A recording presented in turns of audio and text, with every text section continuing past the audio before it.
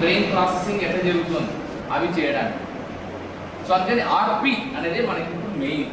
అలాగే సిశాట్, జిఎస్లో జాగ్రఫీలో ఎలా ఉన్నాం, అలాగే హిస్టరీలో ఎలా ఉన్నాం, ఎంతవరకు ఉన్నాం, ఏంటి అని. తర్వాత పాలిటీలో constitution of India latest developments కానీ, అమెండ్మెంట్స్ కానీ, చట్టాలు కానీ, వాటిలో ఉండే కేస్ లాస్ కానీ, వాటన్నిటిని అప్డేటెడ్ ఉన్నామా, ఒకవేళ ఎలా అడిగితే ఏమి అడిగితే ఎలా అయినా మనం చేయగలుగుతున్నామా లేదా. So these are all the things that we have to keep in our mind.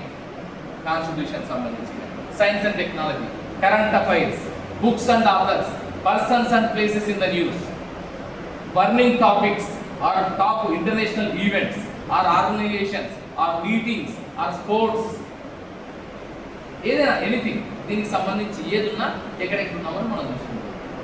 ఇప్పుడు అదంతా సముద్రం మనకు అర్థమైపోయింది. కానీ ఇప్పుడు మనం ఈ 30 days పీరియడ్లో మాత్రం మనకు తెలిసిన వాటిని మరింత స్ట్రెంథెన్ చేసుకోవడమే.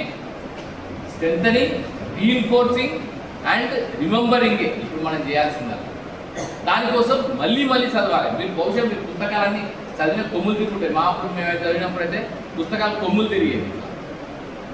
కొమ్ములు తిరగడం అంటే ఎట్లా, ఈ పుస్తకాలు వచ్చినా కొమ్ములు తిరుగుతాయి తెలుసా, కొమ్ములు తిరిగాను. కింద అండర్లైన్, అన్ని అండర్లైన్, ఎక్కడెక్కడ ప్రతి పేజ్ ఎక్కడో చోట అండర్లైన్ ఉండేది. మార్కర్ పెన్తో, హైలైటర్తో కానీ మార్కర్ పెన్తో కానీ అండర్లైన్ అయి ఉండేది. అంటే that means they are the important points among the entire page.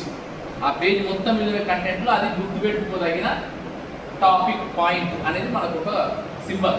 మళ్ళీ చూడగానే మనకు మొత్తం గుర్తు రావాలి. ఇంకొకటి మీరు you have to develop photographic memory, imagery memory. ఇప్పుడు మనకు కొన్ని సబ్జెక్ట్ చదివిన తర్వాత పేజీలు గుర్తు చెప్పేటప్పుడు బుక్కులు గుర్తొస్తాయి, అవునా?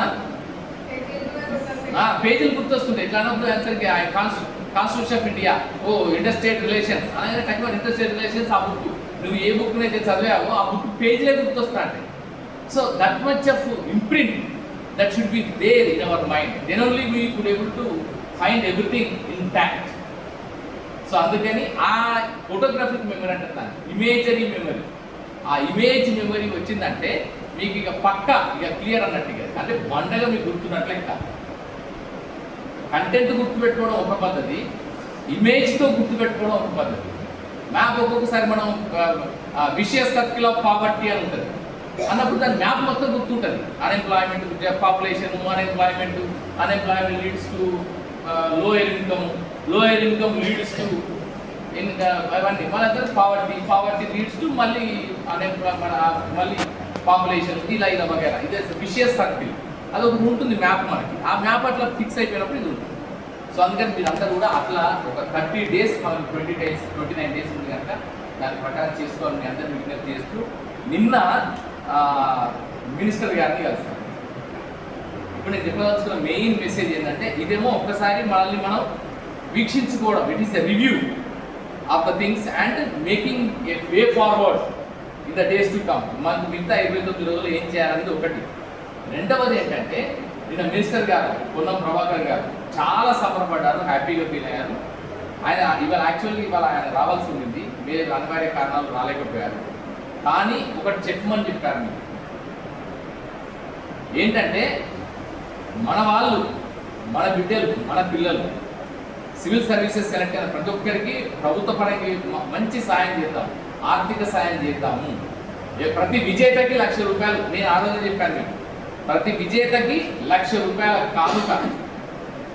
కౌన్ బనేగా ప్రిలిమ్స్ పతి, ప్రిలిమ్స్ సతి లేదా ప్రిలిమ్స్ విన్నర్. అలాగే లక్పతి, లక్షపతి ఉంది, లక్పతి అంట హిందీలో, కరోడ్పతి, లక్పతి.